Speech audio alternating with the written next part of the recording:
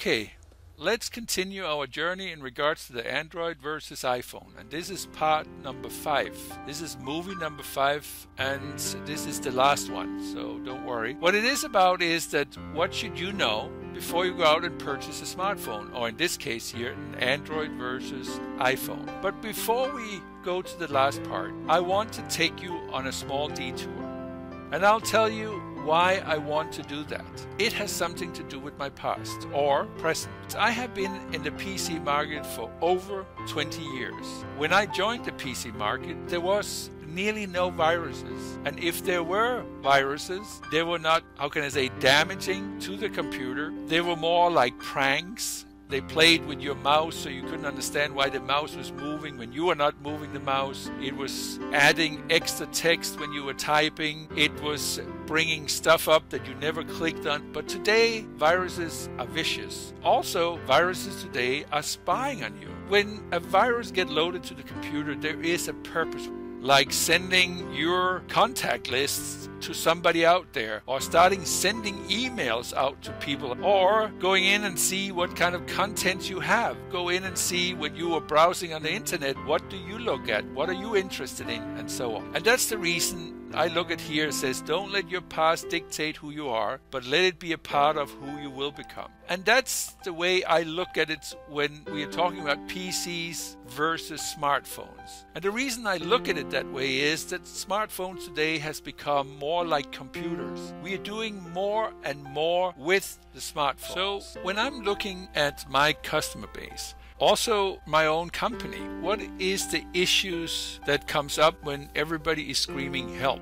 And many of them are virus issues. Issues in regards to computers that is failing, computers that get slow, computers that don't react as they're supposed to.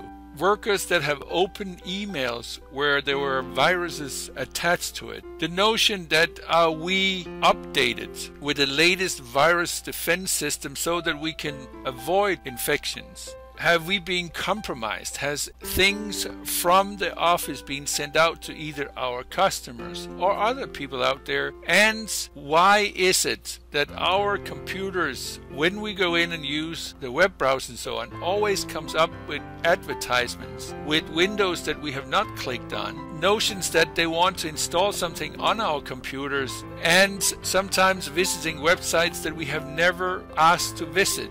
And it's all virus related. So therefore I see that as a huge issue. So when I go into the University of Cambridge and I go in and look at their definition in regards to viruses out there and what is really going on.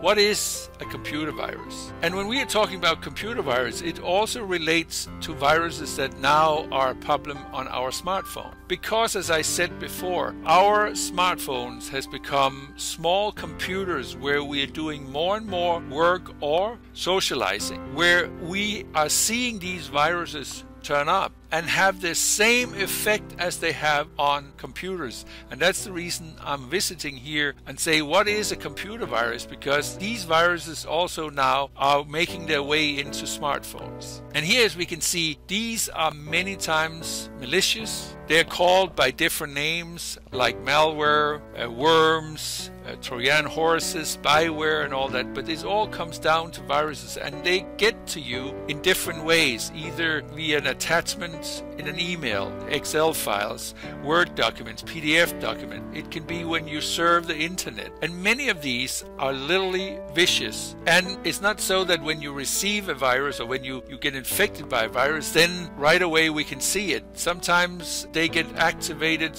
remotely. There is a timestamp on it when they should activate, and sometimes we don't even know we have them there. We can just feel that there's something that's not right. And do we need to worry about it? You better believe we do. And that's the reason I'm bringing it up, because I think it is a very important issue to talk about when we buy a computer, but also when we talk about smartphones, and in this case here, the Android or the iPhone. And also, why is it we have to go out there and buy virus virus protection programs to protect ourselves, and then we have to pay a monthly fee, a yearly fee, we have to pay per use and so on. Each link is forced to protect themselves, but also protect the people that we are communicating with, and therefore I think it is a huge issue. So when I go in and look at this in regards to viruses, that brought me to look at which systems out there are mostly affected out there and what kind of viruses is that we are talking about. As we can see here, 32% of computers, and that is 2013, is infected with viruses and malware, according to Panda Security.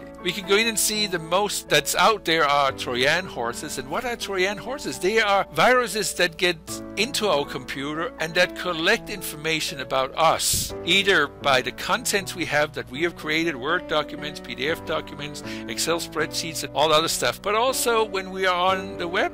When we go into the internet, it collects where we go, what we're interested in. You can see here that 8% are viruses in general, and then there's worms, spyware, and others. But it is a problem. When we look here, America is just in between, but we can see that countries like China, South Korea, and Taiwan is the one who have the most problems with viruses out there. But when we go in and look at the US, we are between China and Sweden. Sweden has only 20%. So if we are in between, then we have about 30-35% chances of being infected. So then we go in and look at which computer systems are getting infected. There we can see that most of them are really Windows machines that get infected. There are viruses to Macs also and to Linux, but the most out there is Windows. Another release here by Panda Security is that there is 27 million new malware strains found just in 2012, and the average is 74,000 new samples per day. That's a lot. When we're going to look at the viruses that makes the top 20 on home networks, we can see most of them, if we look at the Win32, that means that's on a Windows machine, and we can see the threat level. We can see some of them are high, moderate, and some of them are low. And most of them, nearly 90% of them, are for Windows environment. So high-level infections, when we go in and look at it, it is a huge problem here, and that is one of the reasons I'm bringing it up. So here we go in and say the top 20 most prolific threats here, and again, if we look down the list, it is mostly Trojan horses and worms, and it's mostly on the Windows platform. And that brings to the point I really wanted to make. I was a Windows fanatic. I loved Windows. I was on a Windows before it ever became 1.0. I was on the first Windows version. And at that time I worked for a company that was on OS 2. That was the IBM operating system. And the company, that was their strategy, was to support the OS 2, and I looked at Windows and said, no, I will support Windows. But throughout the years, in regards to virus infections and so on, it has become a problem. And over the years, the problem grew more and more. 4 or 5 years ago, I decided I had enough. Enough of going out there and purchase virus protections all the time. Make sure that I had the latest, updating all the time. I had to live with that my machine was slow, that when it started up, it had to scan the hard disk, it had to scan the memories and all that stuff. And then I decided enough is enough. So I decided to go from the Windows environment over to the Mac environment. They also had viruses, but not in the same scale. I feel that it's a whole nother experience. I install virus protection, but it is not the issues that I fought on when I worked on the Windows platform. I have read some articles out there that some says, oh, but it's the same problem on Mac, but they just don't know, and so on. Be honest to you, I have not yet experienced any virus attacks on my Macs, and I've had them, like I said, 4 to 5 years now, and I do not have the same issues. So that was the reason when I went out and looked at smartphones, and I saw where we have more smartphone out there, like the Android, the Windows, the iPhone, and that when I saw that the virus became an issue, I wanted to be sure that I would not spend all these years adopting and working with the notion that every day I'll be attacked, and I had to install all this software to protect myself. And so this time I will be smart about it. I will find the platform that had less of these issues, because when it came to the PC, Mac was the one that had less of these issues. It has to be said, but not the same as Windows. Like I mentioned in regards to the PC market, a smartphone today is like a computer. We do more and more on the smartphones. We use it to more and more. We have more and more contents in there that is precious to us, if it's our pictures and videos, but also when it's used for business purposes. Business, I'll not say secrets, but business stuff that should not be exposed to any others out there other than the person who uses the phone. So therefore, it is important that we take a look at the virus issues when we are talking about smartphones. Let's take a look at Android, because the reason I'm taking Android first is that Android is the one who has gained most market share over the last couple of years. And we can see here that over 100 million Android phones is shipped in the second quarter of 2012. And alone in the US, that made out 52% of the market share. But it's also the biggest target in regards to viruses. I know that people out there says, yeah, but when you have the biggest share, then you're also the one who will be most exposed to virus attacks, because that's the same line Windows have used over years. That because there is so many machines out that there's Windows driven, then that's the reason they have a higher volume of virus attacks. But that's not the case, really. If you go in and look at the amount in regards to the shares and then how many viruses out there, Windows is the most attacked system that's out there. And in regards to smartphones, it is the Android phones who is the biggest target, who is attacked out there every day. And when we go in and look at it, here is Kinsey Security Labs. They made a statistic here in regards to the second quarter of 2013, where they went in and looked at it. And you can see here the two phones that is mostly attacked in regards to virus, and it is increasing every day, is the Android and the Windows phone. And as you can see, a small note in the bottom says here that Android infections are now starting to dominate. Infections on iPhone and Blackberries and other devices make up less than 1% of the infections. And I think that's important, because again, I can only emphasize security, smartphones. If we go in and look at what is it out there and who is attacked, we can see here the top Android malwares out there is here listed. When we go in and look at another indication of Android malware growth, is that you can look at the increase. Look at 2012 in July and look at the curve, and here in March 2013, April 13, and I know that Android gets a bigger market share, but there is more and more viruses out there that attacks the Android phone, and that's the reason I bring it up. And remember, I have no shares in iPhone or other phones out there. I'm just saying that was one of the important points for me when it came to take the decision which smartphone would I buy. And also here, when we go in and look at it, when we discuss spyware such as mobile spy or flexi spy and so on, you can see here some of these viruses are really, really bad, because it has more and more spyware out there that goes in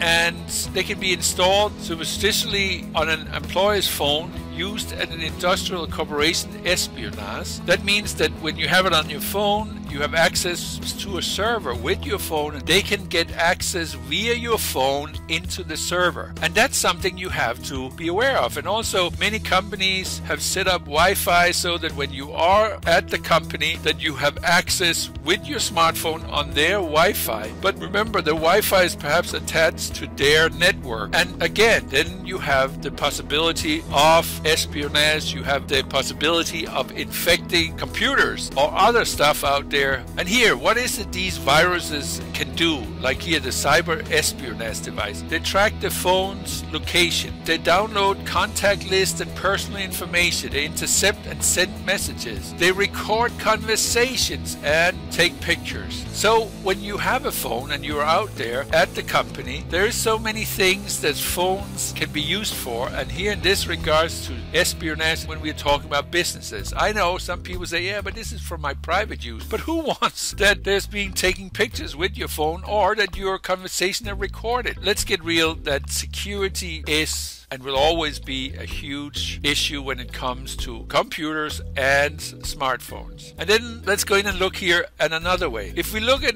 Australia and the US and so on, how it's accelerating now, then you can see the trend is simply just exploding. And we can see here that if we go in and look at the percentage of attacked phones out there, and we're talking about the Android devices now exceed the PC market. And my goodness, I said that when I started in the computer business 20 years years ago we had small problems, we had viruses, and then it just increased, and now it just became bigger problem. And the smartphone have been around for how long? And it has already exceeded the problems that a PC has. Therefore, I think it's important when you go out and buy a phone that you take that in consideration. So it really comes down to one thing, really, and that is right now, and of course in the future, is to be informed. Make sure that you know what's going on out there, because I can only emphasize what I said in the beginning of my video, that knowledge is power. And when you go out and buy a phone, I know some phones look great, big screens, all that stuff, but I want two things when I buy a phone. I want security, I want reliability. And when you're attacked by viruses, you could end up with a phone that's unreliable, because we have it in computers where you have issues in regards to computers closing down, malfunctions and all that stuff. And if you went in and look at the statistic that I showed in one of my movies, is that Androids are the ones that have the huge problem in regards to malfunctions out there, and that's the same with computers. So inform yourself before you do it, and of course, like I said, it's up to the individual what is important, but for me it is security and it's reliability. I hope that these videos have given an overview over what's out there, what I think is good and what's bad, translated to my 5 factors. And then also here at the end, I really wanted to emphasize that, because when I see the reviews out there, none really says, hey, listen, you really should know this. Yeah, they're writing about viruses, but they don't really go in and say, but isn't that really something you should consider when you go out and get a new phone? Just for you to know. That was my last video, so it was a little long. I wish that it was shorter, but I needed to cover certain things I felt. So I hope you have enjoyed it. That's it.